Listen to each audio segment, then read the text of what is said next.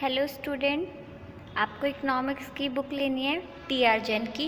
अगर आप हिंदी मीडियम के हो तो आपको हिंदी में लेनी है, और अगर आप इंग्लिश मीडियम के हो तो आपको बुक इंग्लिश में लेनी है।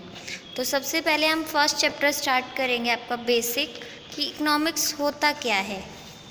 तो देखो, फर्स्ट ऑफ ऑल आपका फर्स्ट चैप्टर है concept of economic and significance of statics in economic. तो व्हाट इज़ इकोनॉमिक्स होता क्या है। देखो, सबसे पहले हम ये देखेंगे कि इकोनॉमिक्स में कौन कौन से पर्सन होते हैं। इकोनॉमिक्स में होता है आपका कंज्यूमर, प्रोड्यूसर, ठीक है। इनके बेस्ड पे होती है आपकी इकोनॉमिक्स। इकोनॉमिक्स में क्या होता है कि सबसे पहले हमें ये पता होना चाहिए कि इकोनॉमिक्स हमें सिखाता क्या है। तो इकोनॉमिक्स हमें ये बताता है कि जो हमारी अनलिमिटेड वांट्स हैं, ठीक है, उनको हम लिमिटेड सोर्सेस के द्वारा कैसे पूरा करके अपने आप को सेटिस्फाई कर सकते हैं। जैसे कि हमारी जितनी भी चाहत है वो क्या है, अनलिमिटेड है, ठीक है। एक के बाद जैसे एक इच्छा पूरी, फिर दूसरी हो जाती है, फिर तीसरी, चौथी, ऐसे क्या है, हमारी अनलिमिटेड वांट्स है। लेकिन हमारे पास जो सोर्सेज है उनको पूरा करने के लिए वो क्या है, लिमिटेड है। तो अनलिमिटेड वांट्स को हम लिमिटेड सोर्सेज से कैसे पूरा कर सकते हैं, ये सीखते हैं हम इकोनॉमिक्स में। तो देखो, इकोनॉमिक्स में आपको बोल रखा है कि सबसे पहले व्हाट इज़ अ कंज्यूमर, कि हु इज़ कंज्यूमर या व्हाट इज़ कंज्यूमर।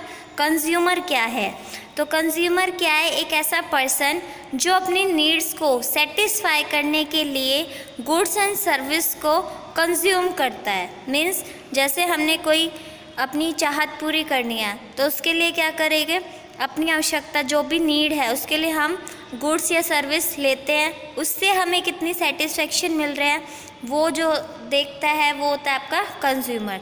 तो कंज्यूमर एक ऐसा पर्सन जो अपनी बेसिक्स नीड्स को पूरा करने के लिए गुड्स एंड सर्विस को कंज्यूम करता है। फिर ये कंजम्पशन क्या होता है, मतलब कैसे हम उसको यूज़ करते हैं। तो कंजम्पशन एक ऐसा प्रोसेस है जिसके द्वारा हम अपनी नीड्स को सेटिस्फाई करने के लिए गुड्स एंड सर्विस को ख़रीदते हैं और उनका जो प्राइस होता है वो पे करते हैं। हम किसी भी चीज़ को कंज्यूम कब कर सकते हैं, जब हम उस गुड्स का या उस सर्विस की पेमेंट कर देते हैं। फिर है हु इज़ प्रोड्यूसर। प्रोड्यूसर कौन होता है, प्रोड्यूसर वो पर्सन होता है जो इनकम अर्न करने के लिए कोई भी गुड्स या सर्विस को या तो सेल करेगा या प्रोड्यूस करेगा। प्रोड्यूसर मीन्स जो प्रोडक्ट बनाता है। तो प्रोड्यूसर वो पर्सन है जो इनकम अर्न करने के लिए गुड्स और सर्विस को प्रोड्यूस करता है और उसकी सेल्स करता है। फिर है व्हाट इज़ प्रोडक्शन। प्रोडक्शन क्या है, तो प्रोडक्शन क्या होगा, प्रोड्यूस का प्रोसेस। तो प्रोडक्शन वह प्रोसेस है जिसके द्वारा हम रॉ मटेरियल को जो यूटिलिटी है उसमें चेंज करते हैं। मतलब कि हमने क्या प्रोडक्ट बनाना है। जैसे प्लास्टिक है, प्लास्टिक आपके पास क्या है, रॉ मटेरियल है। अब उससे आपको बोतल बनानी है, टब बनाना है या कोई और प्रोडक्ट बनाना है, तो वो क्या होगी, ये प्रोडक्शन की प्रोसेस। तो प्रोडक्शन इज़ अ प्रोसेस जिसके द्वारा हम जो रॉ मटेरियल है, raw material convert to direct material, it's called production process. इसके बाद नेक्स्ट टॉपिक है आपका कि व्हाट इज़ सेविंग। सेविंग क्या है, जो हम अपनी इनकम में से सेव करते हैं। मीन्स कि इनकम का वो पार्ट जिसको हम कंज्यूम नहीं करते, जिसको हम एक लंबे फ्यूचर के लिए अपना सेव करके रख सकते हैं, उसको बोलेंगे हम सेविंग। फिर है इन्वेस्टमेंट। इन्वेस्टमेंट का मतलब होता है कि जो आपने सेविंग करी है उसको कहीं भी इन्वेस्ट कर देना। जैसे हम अपना नॉर्मली बैंक में इन्वेस्ट करते हैं, तो इकोनॉमिक्स में इन्वेस्टमेंट उसे बोला जाता है कि जैसे आप कंपनी में या एफडी वगैरह में किसी में आप अगर सेव कर रहे हो तो उसको बोलेंगे इन्वेस्टमेंट। तो इन्वेस्टमेंट असेट्स पर किया जाने वाला वो खर्चा जिससे हमारी इनकम क्या होती है, इंक्रीज होती है। फिर है what is economic activity. Economic activity क्या है, इकोनॉमिक एक्टिविटी वो प्रोसेस है जिसका संबंध हम दुर्लभ साधनों के प्रयोग से होता है। दुर्लभ मीन्स कि ऐसे सोर्सेज जो हमें मुश्किल से मिलते हैं। इनकी जो कंपैरिजन है, जो नीड्स हैं, उनको कंपेयर करने के लिए हम क्या करते हैं, इन नीड्स को बेसिकली पूरा करके फिर इकोनॉमिक एक्टिविटीज़ को करते हैं। तो इकोनॉमिक एक्टिविटी वो है कि जो हम प्राप्त करना चाहते हैं, जो चीज़ हमें चाहिए, उसके लिए हम जितने एफर्ट्स लगाते हैं एक्टिविटी के थ्रू, वो होगी आपकी इकोनॉमिक एक्टिविटी। कि economic is a study of Mankind in the ordinary business of life. कि इकोनॉमिक्स क्या है, एक स्टडी है जो मानव के अध्ययन के रूप में की जाती है। कि एक समझदार आदमी वही माना जाएगा जो अपने लिमिटेड सोर्सेज में अपनी जो अनलिमिटेड वांट्स हैं उनको पूरा करना चाहता है। उसके बाद आपको 3 कंपोनेंट्स दे रखे हैं कि कंजम्पशन क्या होता है, प्रोडक्शन क्या होता है और डिस्ट्रीब्यूशन क्या होता है। तो जैसे अभी कंजम्पशन, प्रोडक्शन पढ़ाया आपको, सेम ऐसे डिस्ट्रीब्यूशन होता है। डिस्ट्रीब्यूशन मीन्स अलग अलग करना, कि जो भी हमने प्रोसेस किया है, जो भी प्रोडक्ट हमने खरीदने हैं, उसको डिफ्रेंशिएट करना, जैसे कि अभी आप आगे पढ़ोगे, ठीक है।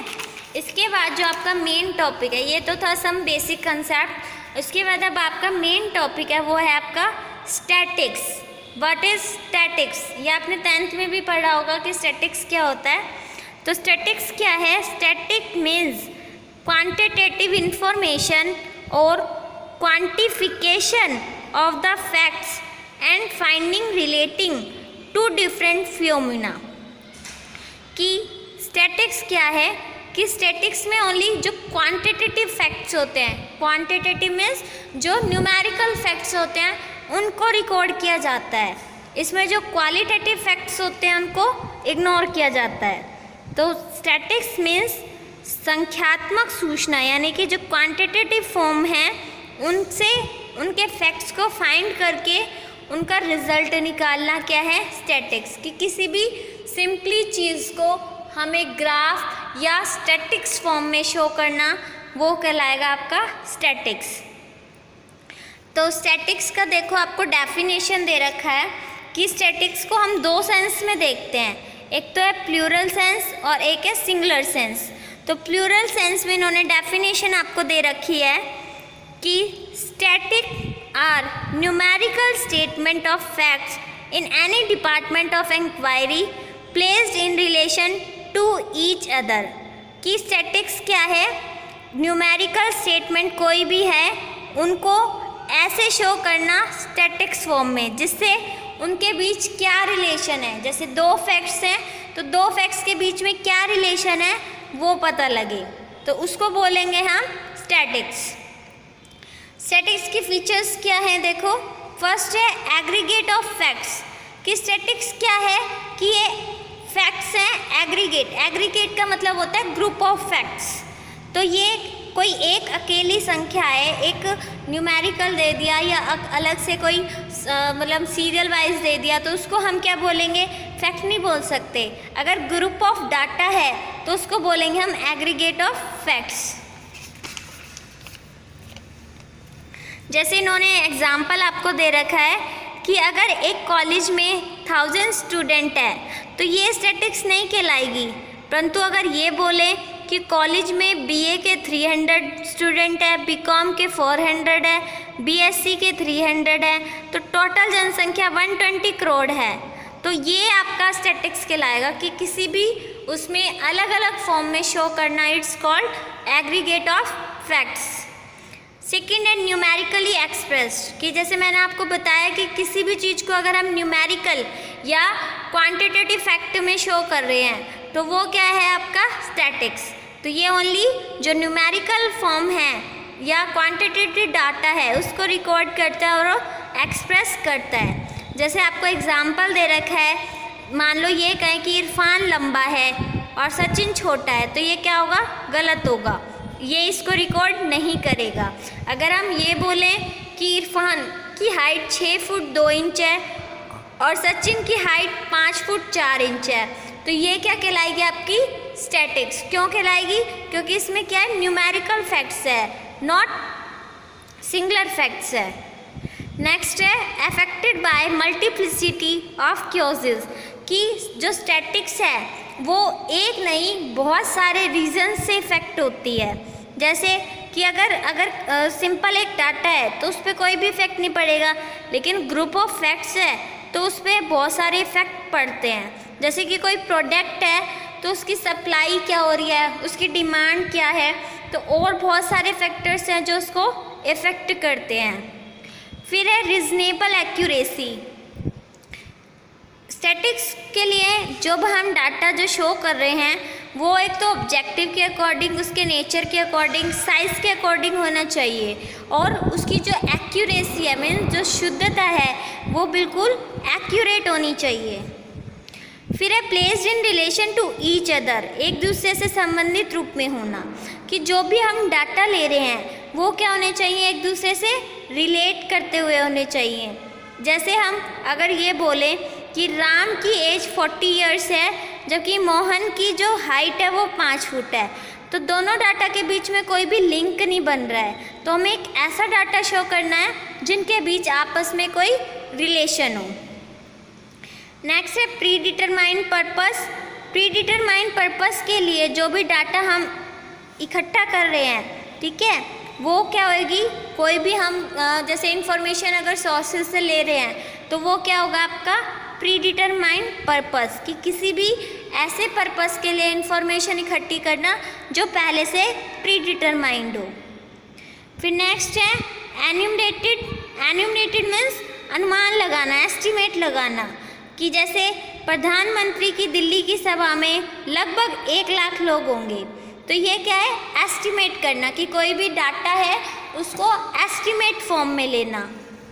नेक्स्ट है collected in a systematic manner, कि जो भी आप डाटा कलेक्ट कर रहे हो उसको एक सिस्टम के अकॉर्डिंग कलेक्ट करके फिर उसको शो करना है, तो ये क्या कहलाएगा आपका collected in a systematic manner.